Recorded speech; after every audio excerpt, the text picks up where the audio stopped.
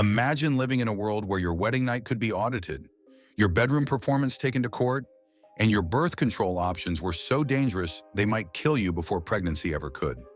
That was medieval Europe, not a timid, prudish age, but a society where sex, power, money, and religion crashed into each other in the most bizarre ways. In this video, you are not just going to hear weird facts. You are going to walk through how entire systems were built around controlling people's bodies, desires, and reputations in ways that make modern scandals look almost gentle. Let's start with something so humiliating it sounds like a sick joke: public fitness trials. Imagine your spouse telling a judge he can't do his job in the bedroom, and the legal system taking that so seriously that it drags you into court to prove otherwise. In parts of medieval Europe, if a wife claimed her husband was incapable, the case did not end in gossip. It went straight into a special courtroom procedure. The accused man would be examined by a panel: doctors, midwives, clerks, sometimes even the wife's family. They would gather in a dedicated chamber, a stone room with high windows, benches for observers, and a raised platform for the accused. This was not a quick, discreet checkup. The examinations could last hours. Officials watched, took notes, and evaluated the man's responsiveness under pressure. Trials sometimes required multiple sessions over days or weeks.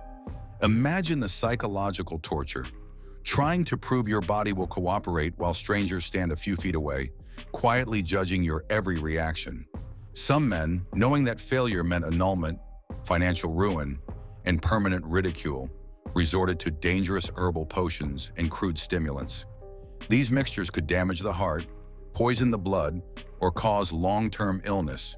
But men still used them because, to them, poisoning was less terrifying than public impotence stamped into the legal record for eternity. Why did society allow this? Because medieval marriage was less about romance and more about contracts, property, and heirs. A marriage that could not produce children was considered defective. Church law and secular law both treated permanent sexual incapacity as valid grounds to undo a marriage. If dowries, alliances, and future heirs were all riding on your body's performance, then your body became public business. The logic went like this: if property, bloodlines, and salvation are at stake, privacy is a luxury they cannot afford. So your most intimate function becomes a legal question, and the courtroom becomes your most terrifying bedroom.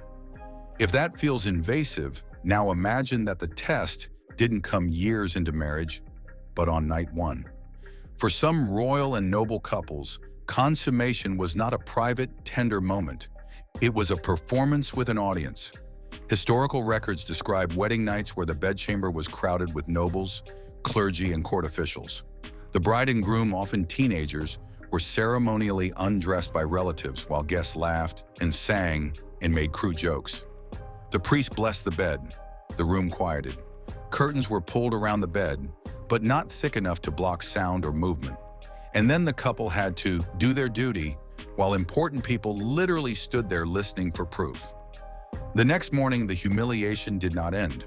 In some courts, servants or relatives displayed the bed sheets in public or to selected witnesses as evidence of defloration and consummation. Experienced women, such as midwives, might examine the bride and give sworn statements about what they saw. Months or years later, when politics demanded an annulment or when inheritance was contested, lawyers and churchmen would drag those memories and testimonies back out. The most awkward, frightening night of a young couple's life became a permanent legal exhibit.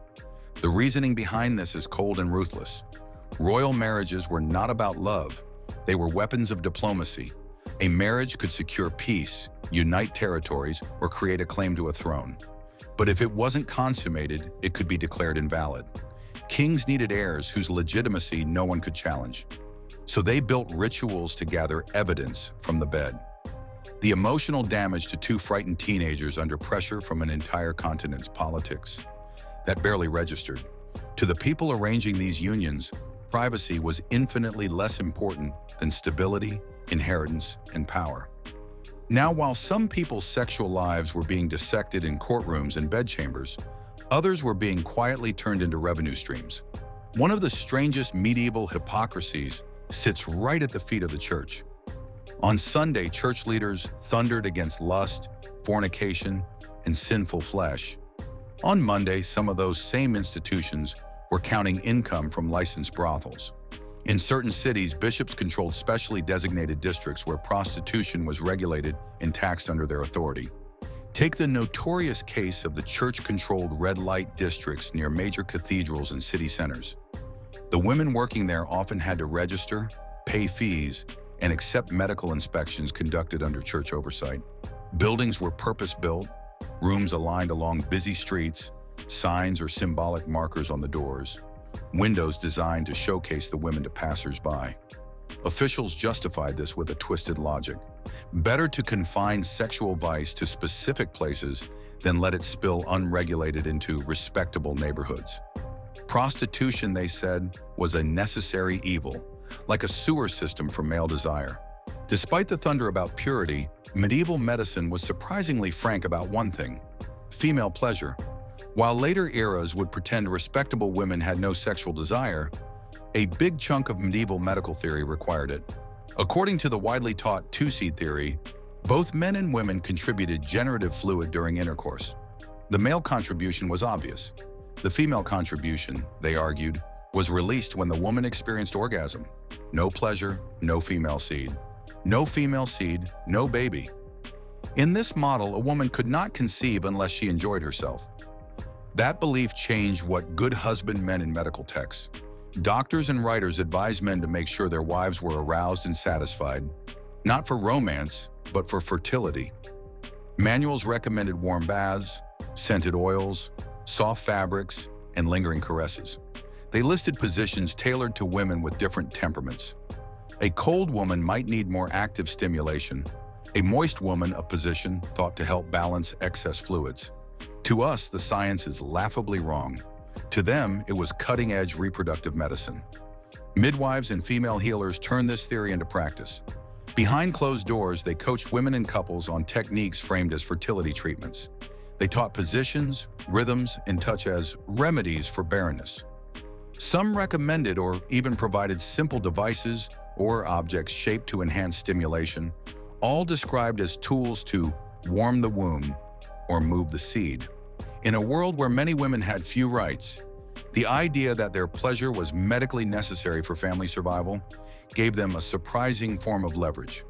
A wife could argue that a husband who ignored her needs was failing not just as a partner, but as a guardian of the family line. Now flip everything upside down.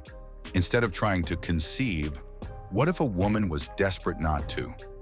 Pregnancy in the Middle Ages was not just inconvenient, it was dangerous.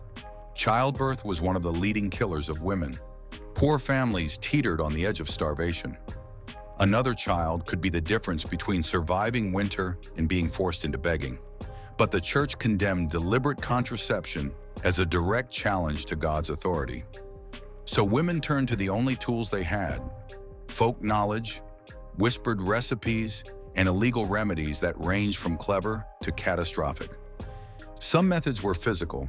Women used wool, linen, or natural sponges soaked in vinegar, wine, or acidic fruit juice, inserted before sex to block or neutralize semen.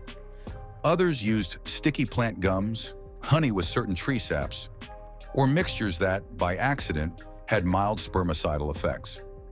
These were early, crude versions of barrier methods, devised in a world with no sterile instruments, no concept of bacteria, and no quality control. Removing them could be as dangerous as using them, especially if they got lodged too high or if the materials were rough or contaminated. Then there were the chemical and herbal methods, the truly terrifying ones. Some physicians and healers recommended small doses of substances like mercury or lead compounds, claiming they would cool the womb or render it temporarily inhospitable to conception. They might stop pregnancy. They might also slowly poison the woman, causing tremors, organ failure, or madness. Herbal options like pennyroyal, rue, and tansy had real physiological effects. In the right dose, they could stimulate uterine contractions or prevent implantation. But the gap between effective dose and lethal dose was razor thin. It was Russian roulette in a cup. Drink the tea, hope the bleeding starts, and hope you do not bleed to death. Wrapped around the practical methods were magical ones.